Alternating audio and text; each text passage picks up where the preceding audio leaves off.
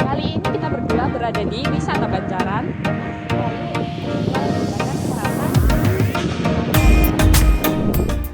Banjaran, salah satu wisata yang harus kalian ketahui yang ada di Bangkalan. Dan kali ini kita berdua ditemani oleh Mas Fikar. Mas Fikar. Mas Fikar, boleh dijelaskan selaku apa di sini? Saya selaku ketua Popdarwis di sini yang Popdarwis ini adalah pengelola tempat wisata. Apa itu tujuannya dibuat tempat wisata ini apa ya, Mas? Awal mula sebelum timbul tempat wisata di Banjaran ini, tempat ini adalah tempat pembuangan sampah. Pada 1 Desember 2019 kami mendatangi government sementara ini atau pemerintah. Habis itu kita ditangani oleh Bu Zainab, ibunya Bangkalan, Ibu Bupati, ibunda kita. Akhirnya saya menawarkan konsep bersih-bersih. Kenapa harus bersih-bersih? Karena di sini orang jaring tidak dapat ikan, tapi dapat popok. Dapat sampah itu. Iya, dapat sampah masyarakat lah kan. Iya. Sampahnya masyarakat. Kenapa masyarakat limbah-limbah seperti yang tidak larut di air. Akhirnya berkuranglah penghasilan masyarakat. Karena saya juga ketua mancing sebangkalan di Bangkalan Angler Community. Keluhan-keluhan dari nelayan ini kita tampung, kita carikan jalan keluar. Nah, kita pancing dengan bersih-bersih.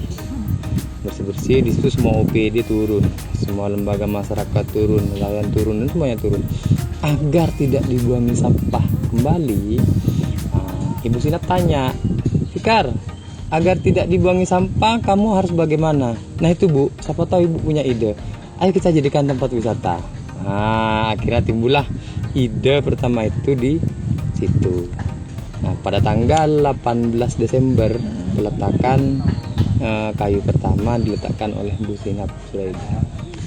Itu jalan awal sejarahnya. Awalnya. Hanya ingin sungai ini bersih, ikan kembali lagi, biotanya cantik kembali. Nah, kita punya program Biota Beauty disanding dengan wisata mangrove. Akhirnya jadi seperti ini. Totalan ini murni tanpa campur tangan pemerintah, tanpa Bu Zainab, tanpa Bapak Bupati ini tidak akan mungkin terjadi. Nah, makanya saya amat sangat berterima kasih terhadap pemerintah kita dari segala macam jenis dukungannya dari awal sampai terjadi seperti ini. Difasilitasi. Difasilitasi seperti itu katanya. Akhirnya lambat laun setelah 1 tahun evaluasi,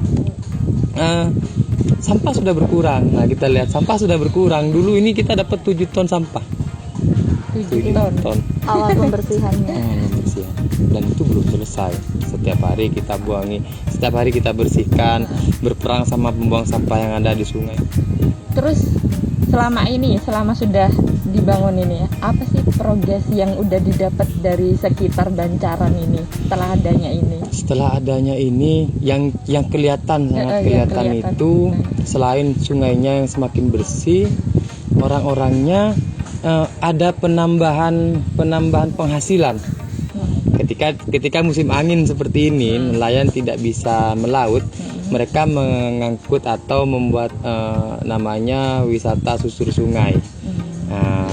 Yang pertamanya mereka melaut dengan menggunakan perahunya, sekarang perahunya digunakan untuk mengantar wisata yang ingin tahu. Itu ya, akhirnya ada tambal sulam, sudah mulai kerasa efeknya. Akhirnya nelayan juga sudah mulai sadar bahwa berwisata ini juga salah satu alternatif untuk mencari penghasilan. Terus untuk masyarakat sendiri dengan adanya ini, adakah pro kontra nggak Mas? Pertama kali mau dibangunnya ini.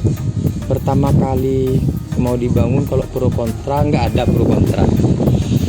Karena sebelum kami bangun, saya mau hubungin nelayan. Pak nelayan, saya punya konsep begini. Pak RT, saya punya konsep begini. Pak nelayan oke, Pak RT oke, saya naik lurah. Pak lurah, Pak RW, saya punya konsep begini.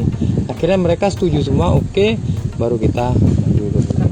Berarti melibatkan Ya, seluruh. di bawah dulu kita benahi, di di bawah dulu kita benahi, kita sadarkan.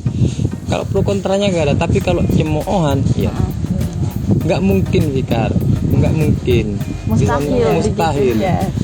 10 hari terakhir ini terjawab. Kita tinggal mengembangkan bagaimana caranya ini berkembang, wisatawan nyaman ke sini, masyarakatnya juga bisa mencari penghasilan karena rencana tiap RW harus ikut andil ke sini. Kalau untuk apa buka Jam buka. Jam tempat wisata bukanya starting kita jam 7 pagi. ini, bukanya setiap hari. Setiap hari kecuali hari Jumat.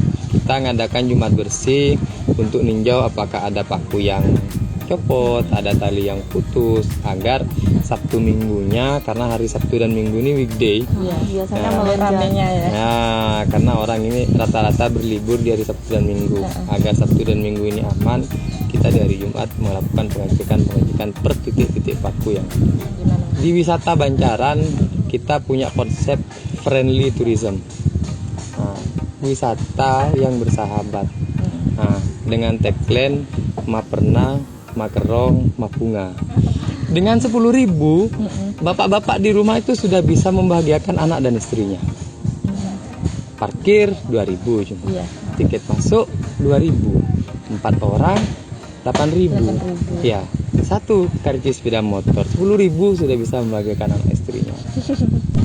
Ramah di kantong. Nah, friendly sekali. Iya.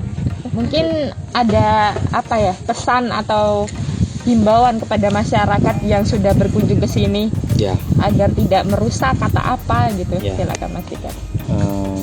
Yang pertama saya ucapkan terima kasih ke pemerintah, terutama Bapak Bupati dan Ibu, Dinas Pariwisata, CSR yang sudah menyumbangkan dana CSR-nya ke Bancaran, semua lapisan masyarakat, Pak RT, Pak RW, Bu Camat, semuanya yang mendukung dengan adanya hal seperti ini.